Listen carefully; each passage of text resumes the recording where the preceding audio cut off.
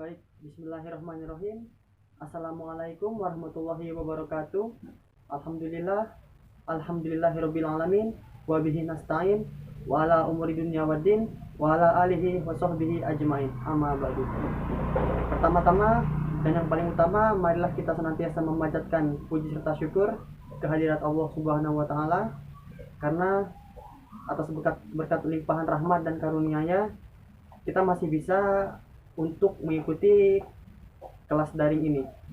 Salawat serta salam semoga tetap tercurah limpahkan kepada baginda Muhammad SAW, kepada keluarganya, sahabatnya, dan tak lupa kepada kita selaku umatnya.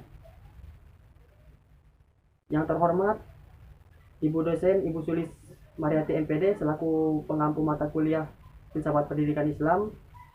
Yang saya hormati rekan-rekan kelas saya, khususnya semester 3 Tadris Bahasa Inggris IAIN Fathul Muluk Papua, yang semoga akan selalu diberi kesehatan dan limpahan rahmat oleh Allah Subhanahu wa taala.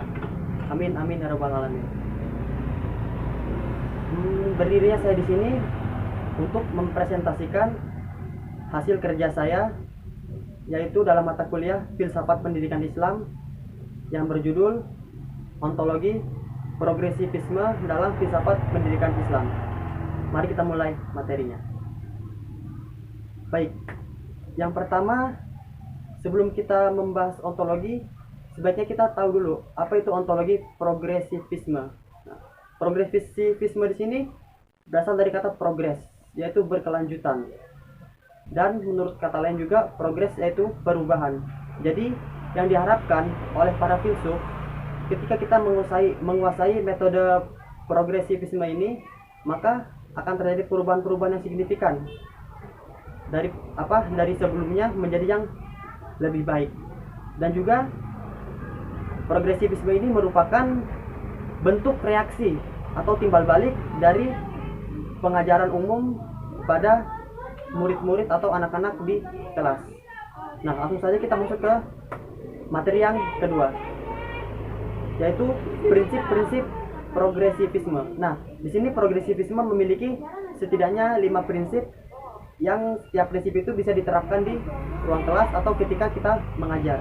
Yang pertama adalah proses pendidikan merajuk kepada apa dan bagaimana serta untuk apa pendidikan itu dilaksanakan. Jadi, kita sebagai seorang pengajar, dalam artian sini guru atau dosen, harus bisa memberikan pengarahan. Untuk apa sih kita belajar? Apa sih dampak dari kita belajar?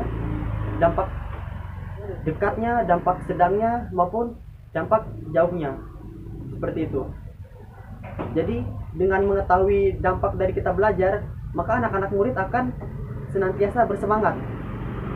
Karena mereka melihat bahwa, oh iya ya, jika saya belajar, maka saya akan mendapat goal seperti ini, dan ini. Seperti itu. Dan yang kedua, subjek atau anak didik dilatih untuk aktif, bukan pasif.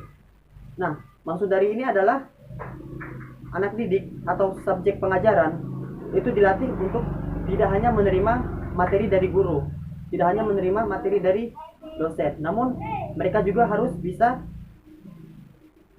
mengembangkan pola pikir mereka untuk memecahkan masalah yang ada. Seperti itu. Dan yang ketiga, guru adalah pembimbing dan pemandu di kelas. Jadi, peran guru di sini hanyalah sebagai pembimbing. Seperti yang saya katakan tadi, anak murid harus berperan aktif dalam menyaring materi-materi atau mendapatkan materi-materi. Jika ada kesalahan atau ketidaksinambungan, maka disinilah peran guru sangat berperan penting bagi anak-anak muridnya. Seperti itu. Dan yang keempat, sekolah adalah miniatur. Miniatur maksudnya di sini adalah miniatur masyarakat. Jadi sebelum anak-anak itu terjun ke dunia masyarakat yang sebenarnya, maka mereka telah diajarkan di sekolah untuk bagaimana cara tata krama, bagaimana cara menghormati sesama lain, dan kemudian bagaimana cara beradaptasi dengan lingkungan. Itu semua terjadi di lingkungan yang paling kecil, yaitu sekolah. Nah, dengan demikian ketika terjun ke masyarakat langsung, anak-anak tidak akan kaget atau tidak akan merasa uh, kaget atau culture shock gitu. Jadi mereka sudah terbiasa di lingkungan sekolah, maka ketika mereka keluar, maka mereka sudah bisa beradaptasi dengan baik. Next, yang kelima yaitu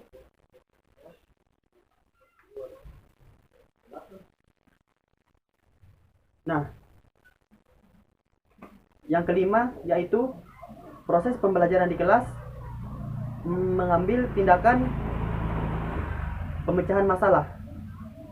Bukan cuma teori tapi pemecahan masalah. Jadi anak-anak di kelas itu diberikan sebuah kasus misalnya. Nah, dengan kasus itu mereka akan berdiskusi bagaimana cara memecahkan kasus tersebut dengan dipandu dengan guru maupun dosen yang telah berada di dalam kelas atau dosen atau guru pembimbing mereka. Seperti itu.